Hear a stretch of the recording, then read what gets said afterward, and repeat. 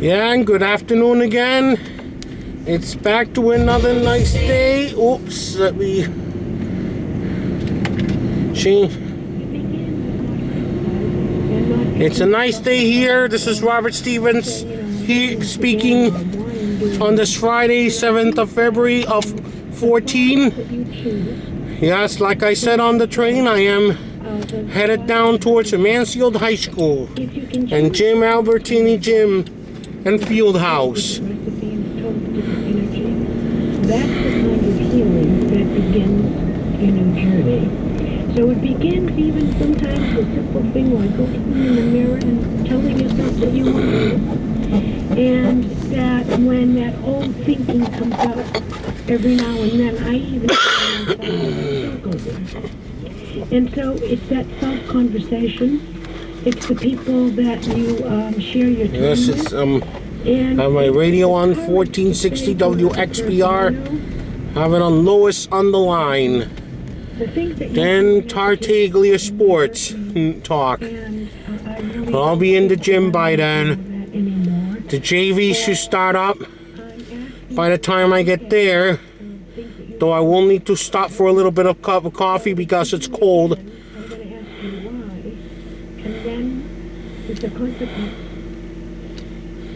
Because I asked you not to hurt me, and I can't allow you to do it again.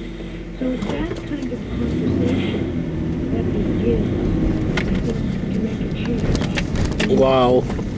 Very bright sun. Good thing I put on my sunglasses.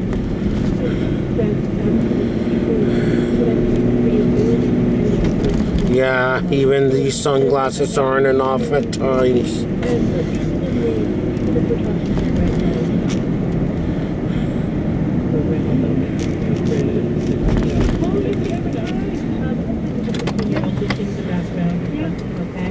And they think, they're powerless, and they may not have the power within a dynamic relationship to actually leave, to actually confront an abuser, but there are ways that you can remove yourself from situations, that you can stand up for yourself, that you, and again, I'm not saying that people should run out there because everybody's situation is different. I don't want to be having people putting themselves in harm's way either, right?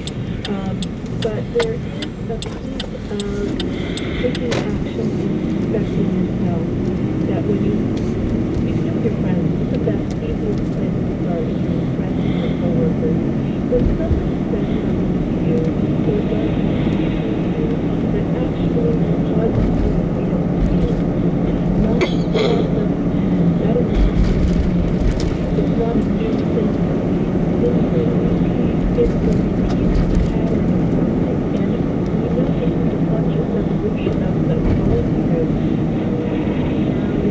from the mind and sticking to its memories to a molecule saying, feeling what is right for you in the moment.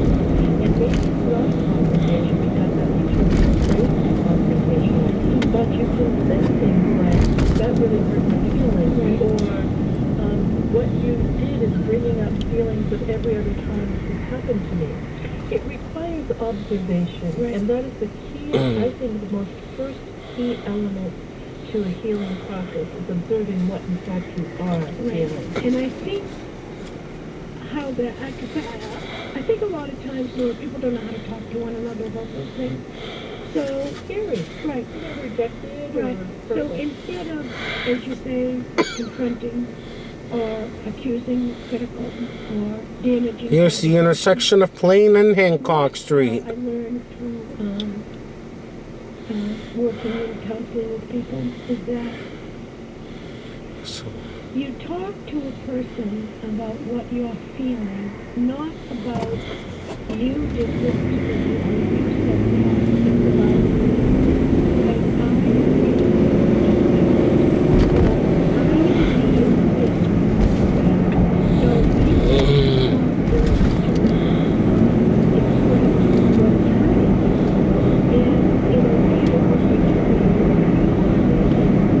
now heading down Route 37 towards Braintree Highlands. And Randolph Holbrook.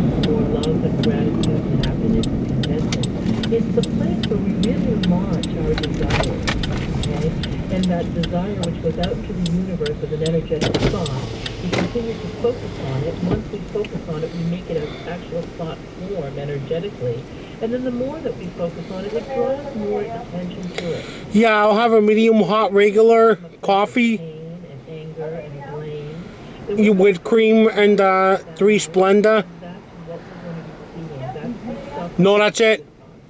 So when we're having sabotage, Right. well, I'm really excited. A lot of people ahead of me, So I'm so really excited that Lois Burke asked me to be on a radio show. That's fantastic. Oh, great. I'm excited, and I think it's I can actually make it. My calendar's open, and everything's great.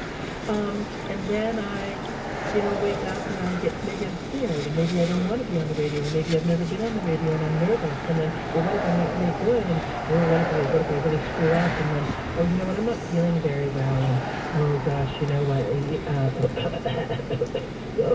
can't do it tonight. And then you sit there and you say, that was really, really sad, because I really, really wanted to do that. That's simple, very blatant, direct sabotage. But there's lots of subtle ways in which you do it. I would do this radio show for 2 years. And depending on the guest that I have, every once in a while am I going to ask the right questions? Am I going to talk too much? Am I going to look at your people? And every once in a while I stop and talk and say, no, just be in the moment and you'll know what you're doing. But we all have those little takes, but I don't push myself now for it, or I don't criticize myself. It's a moment, and if you let it go and you don't nourish it and you don't feed it, it gets bored and it leaves. Pretty much. You will look where you're going.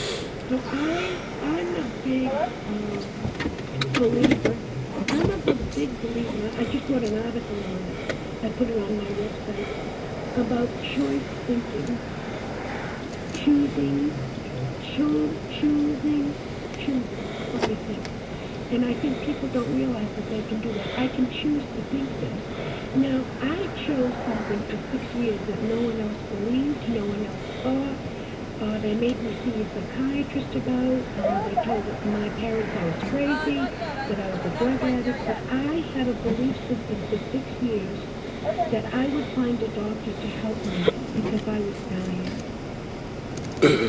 And I found that doctor. I believe it. I didn't know how I was going to do it at all. And I didn't know when, but I knew that. And I can get anxious, I can get fearful,